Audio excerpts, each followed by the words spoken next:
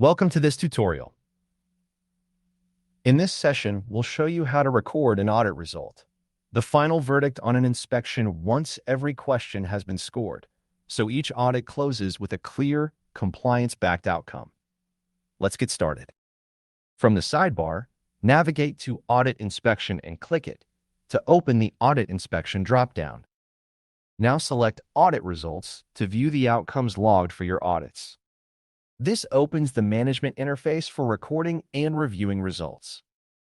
Click here to begin a new audit result.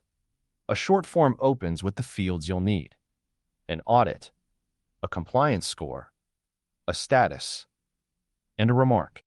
First, choose the audit you're closing out. One thing to know, an audit only appears in this list once all its questions have been answered and scored. If you don't see yours, head back and finish its responses first. Notice the compliance score fills in on its own.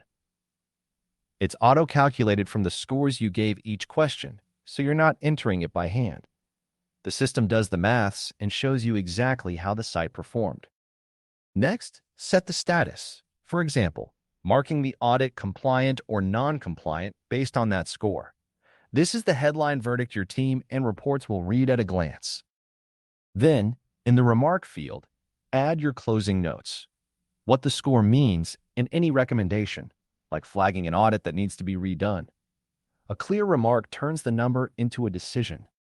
Now click Create to save it. A confirmation message lets you know the audit result has been created successfully and the inspection is officially closed out. And that's a wrap on audit results. You've just learned how to close an audit with its auto-calculated score, status, and a final remark.